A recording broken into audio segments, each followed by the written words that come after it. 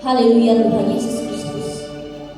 Haleluya Tuhan. Terima kasih untuk kehadiran-Mu di tengah-tengah kami pada saat ini ya Tuhan. Terima kasih untuk kehadiran yang telah Engkau lakukan di kalangan kami pada saat ini ya Tuhan. Karena kami dapat merasakan akan jamahan dan urapan-Mu di dalam setiap pribadi kami ya Bapa. Bapa di surga, kami sudah memuji dan menyembah Engkau. Saat ini Tuhan tiba masanya untuk kami akan belajar firman-Mu, untuk membuatkan kami lebih berkenan di hadapan Tuhan, untuk membuatkan kami lebih mengenal Tuhan di dalam kehidupan kami. Bapa, urapi setiap pribadi kami ya Tuhan.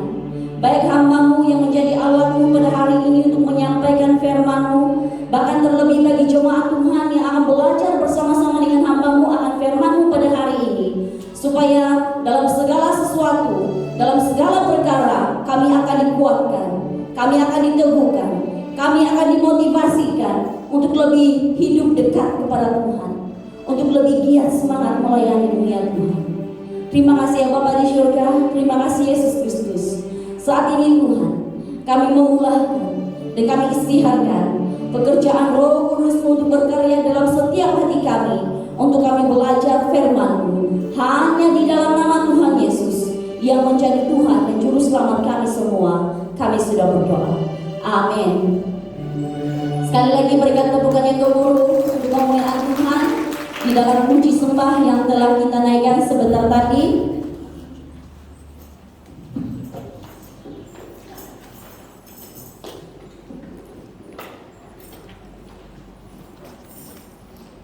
Shalom dan selamat pagi, masih pagi, jam 10, hampir 10:30.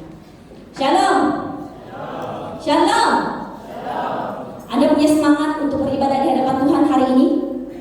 Kalau Anda punya semangat, katakan haleluya, 1, 2, 3. Amin. Nah, saudara-saudari yang saya kasih dalam kasih Yesus Kristus, pada hari ini saya sangat diberkati dan saya sangat mengucap syukur kepada Tuhan di atas kesempatan yang Tuhan berikan kepada saya untuk mengongsikan berkat firman Tuhan yang sememangnya menjadi nafas hidup kita, bukan saja secara rohani, tapi mempengaruhi kehidupan jasmani kita. Amin. Nah, jemaat Tuhan yang saya kasih dalam kasih Yesus Kristus, sebagaimana yang dikenalkan oleh saya punya tuan badan tadi, saya istri dia. Oke, nama saya Erni Tukin dan ya kami punya 2 anak dan demikianlah pengenalan nama saya. Dia tidak kasih tahu nama saya tadi kan? Belum dia. Adakah? Dia ada kasih tahu nama saya kata tadi? Tiada kan? Buyuk dia. Oke, nama saya Erni Tukin dan saya bersama-sama dengan suami dalam pelayanan juga di SIB Pekan Kota Marudu. Nah,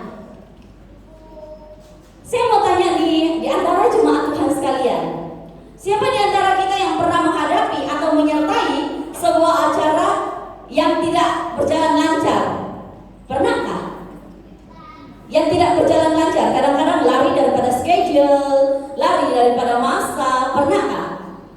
Pernah, semestinya pernah. Setiap kita pernah, termasuk saya sendiri. Nah, daripada situasi ini, baik dalam sebuah acara, majelis atau event di dalam gereja, sidang sekalipun dan sebagainya, ada satu perkara penting. Ada satu perkara penting yang harus wujud, yang harus ada dan konsisten dan harusnya dapat dihidupkan di dalam mengadakan acara tersebut. Nah, apakah perkara yang saya maksudkan di sini? Perkara yang saya maksudkan di sini adalah kolaborasi. Siapa pernah mendengar perkataan kolaborasi?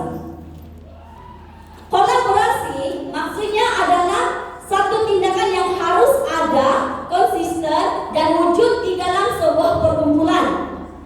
Kolaborasi harus ada di dalam sebuah gereja yang utuh melayani Tuhan. Kolaborasinya itu harus teguh di dalam pelayanannya, terutama di dalam kalangan para pelayan-pelayan Tuhan. Saudara-saudara yang saya kasih dalam kasih Yesus Kristus, hari ini kita akan disajikan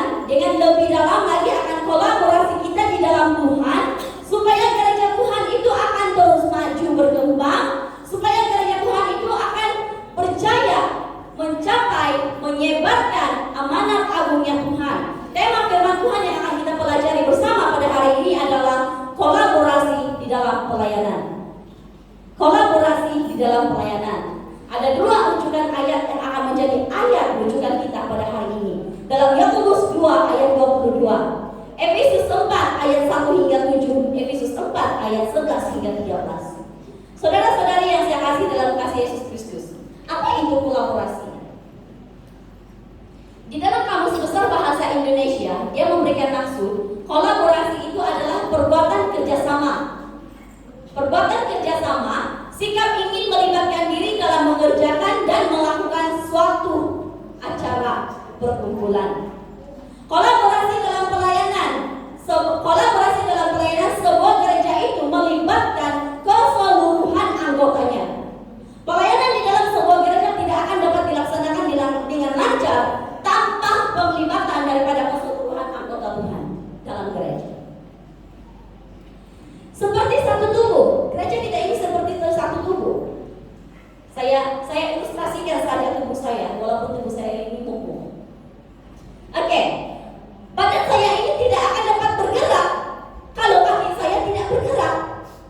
Badan saya ini tidak akan dapat bergerak, tidak akan bergerak untuk menggerakkan seluruh kehidupan tubuh jasmani saya kalau salah satu daripada anggota badan saya ini tidak akan bergerak. Jadi untuk menggerakkan badan saya ini memerlukan kerjasama di dalam setiap anggota badan saya, barulah memulihkan badan saya bergerak dengan baik. Demikian juga di dalam gereja. Untuk menggerakkan perkembangan pelayanan di dalam gereja, untuk melipat gandakan penambahan kuantiti jemaat Tuhan di dalam sebuah gereja, perlu ada kolaborasi. Perlu ada kolaborasi. Saudara-saudari yang saya kasih dalam kasih Yesus Kristus, sikap kolaborasi seseorang dalam pelayanan itu adalah pembuktian iman yang matang di dalam kehidupannya. Di dalam Yakobus 2 ayat 22, kamu lihat bahwa iman bekerja sama dengan perbuatan-perbuatan, dan oleh perbuatan-perbuatan itu ia menjadi sempurna. Nah, sikap kerjasama atau sikap kolaborasi dalam pelayanan itu adalah pembuktian iman yang matang dalam kehidupan seseorang di hadapan Tuhan. Amin. Kalau Anda tidak berkolaborasikan dalam gereja, kalau Anda tidak melibatkan diri dalam bekerja sama melakukan pelayanan di dalam gereja, menunjukkan bahwa Anda belum matang di hadapan Tuhan. Imanmu belum sempurna matang di hadapan Tuhan. Saudara-saudari yang saya kasih dalam kasih Yesus Kristus, bukan sekadar percaya saja, pergi ke gereja, terlihat ada yang tidak kena, komplain itu ini, komen itu ini, tetapi tidak turun tangan untuk turut serta melakukan, mengerjakan, dan melaksanakannya. Perbuatan itu adalah sikap iman yang tidak matang di dalam Tuhan. Sama seperti iman tanpa perbuatan dan hakikatnya itu apa? Hakikatnya itu apa? Iman tanpa perbuatan hakikatnya itu apa? Apa? Masih khotbah. Apa? Apa anak-anak? I-O. Di dalam Yakobus 2 ayat 26. Nah, kalau kita semua inginkan iman yang matang di dalam Tuhan, berkolaborasilah di dalam pelayanan Tuhan. Bukan sekedar memerhati dan mengontek saja, tapi ayo turun tangan, kerjakan, laksanakan, libatkan dirimu di dalam pelayanan Tuhan. Jangan tunggu benda yang besar. Jangan tunggu benda yang besar. Benda yang kecil saja pun seperti terlihat sampah di kawasan keliling gereja. Ayo buang di dalam tong sampah. Jangan tunggu si pastor yang dipungut. Mentang-mentang si pastor tinggal kawasan gereja, tunggu si pastor yang pergi pungut. No. Memungut sampah di kawasan keliling gereja itu juga tanggung jawab kita bersama, bukan si pastor seorang. Saudara-saudari yang saya kasih dalam kasih Yesus Kristus, kolaborasi di dalam pelayanan atau kerjasama di dalam pelayanan itu juga harus disertai dengan tindakan kerjasama yang baik. Tindakan kerjasama yang baik atau benar di hadapan Tuhan. Sikap bekerja sama itu harus berlandaskan kasih akan Tuhan dan sesama. Bukan dengan ingin bekerja sama, tetapi lari terpesong daripada schedule atau ketetapan bersama. Hal ini menunjukkan sikap kerjasama yang tidak baik. Malahan ini akan mencetuskan ketegangan dalam kerjasama dan dalam pelayanan.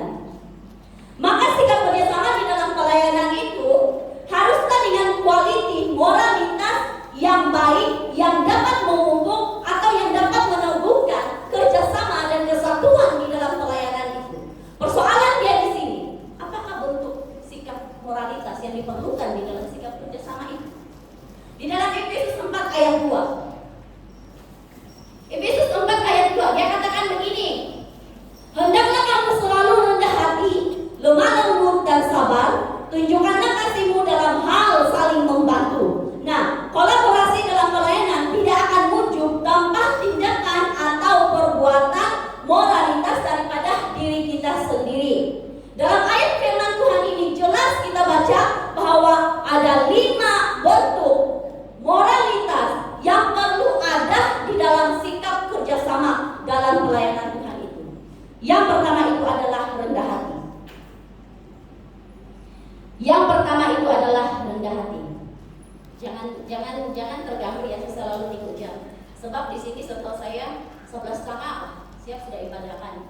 Jadi saya berusaha untuk minimizekan. Kebiasaan kalau tempat kami itu 40 menit, betul kah?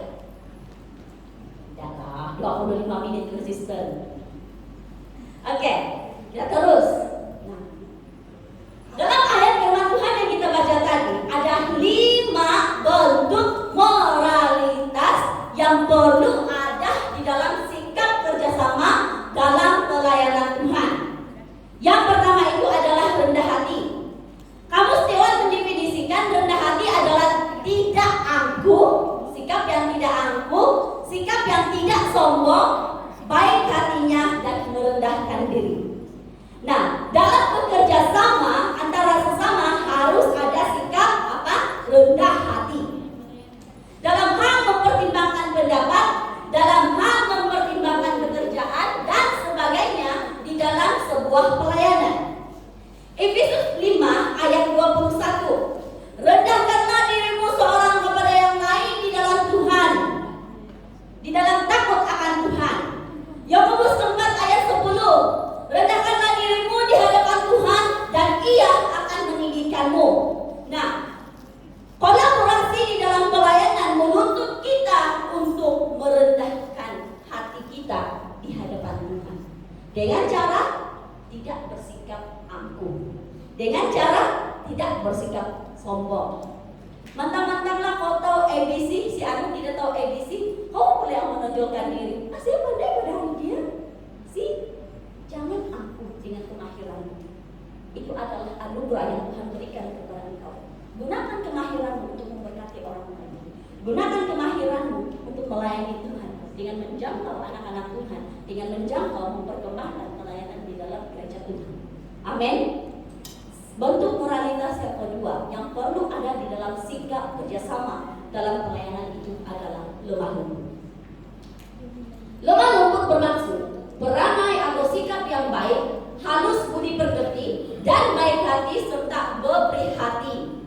Sikap lemah lembut juga amat dibutuhkan di dalam kolaborasi dalam pelayanan Tuhan. Selain tercakup dalam golongan buah-buah roh, Galatia 5 ayat 24, tetapi di dalam Galatia 6 ayat 1 dia katakan, saudara-saudara, walaupun seorang kedapatan melakukan suatu pelanggaran, maka kamu yang rohani harus memimpin orang itu ke jalan yang benar dalam roh lemah lembut sambil menjaga dirimu sendiri supaya kamu jangan kena pencobaan. Dalam ayat firman Tuhan ini jelas menyatakan kepada kita, jelas mengajarkan kepada kita bahwa kolaborasi dalam pelayanan juga memerlukan sikap lemah lembut untuk kita saling membangun, untuk kita saling memperbaiki diri antara satu sama lain supaya kita lebih berkenan di hadapan Tuhan. Yang ketiga, bentuk moralitas yang perlu ada di dalam sikap kerjasama dalam pelayanan Tuhan itu adalah sabar. Sabar didefinisikan dalam Kamus Dewan, tahan menahan penderitaan, tidak berburu-buru dan tenang. Kolaborasi dalam pelayanan, kerjasama dalam pelayanan sangat menuntut sikap sabar daripada kita supaya kerjasama itu dapat dikekalkan dan dipertahankan.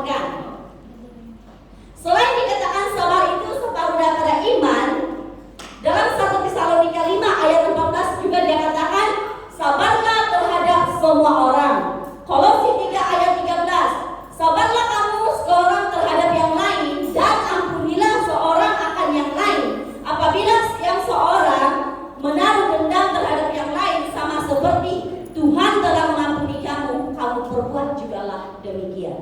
Nah, saudara-saudari yang saya kasih dalam kasih Yesus Kristus, kolaborasi dalam pelayanan menuntut kesabaran kita di hadapan Tuhan. Jangan karena ditegur sedikit terus tidak pergi ke gereja. Jangan karena ditegur sedikit terus tidak memberi kepada gereja.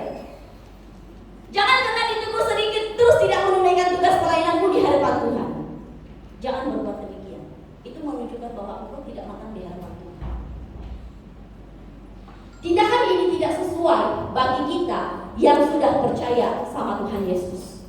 Maka itu, saudara-saudari yang saya kasihi dalam kasih Yesus Kristus, bersabarlah dalam melayani Tuhan. Karena itulah kualiti moralitas yang boleh mewujudkan kolaborasi di dalam pelayanan Tuhan. Yang keempat, bentuk polaritas keempat yaitu kasih. Kasih adalah titik pusat utama di dalam bentuk sikap, tingkah laku, dan pembawaan diri kita di dalam Tuhan.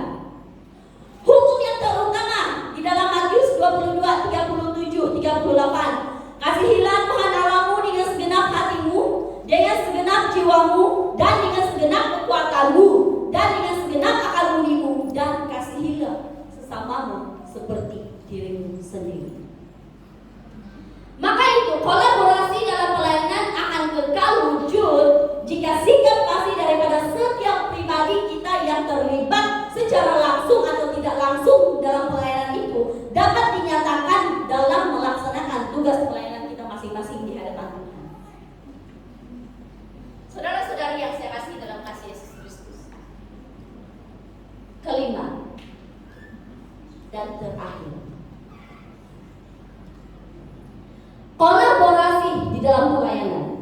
Kerjasama di dalam pelayanan itu dapat diwujudkan, dapat dipertahankan, dapat dikekalkan bila ada sikap saling membantu.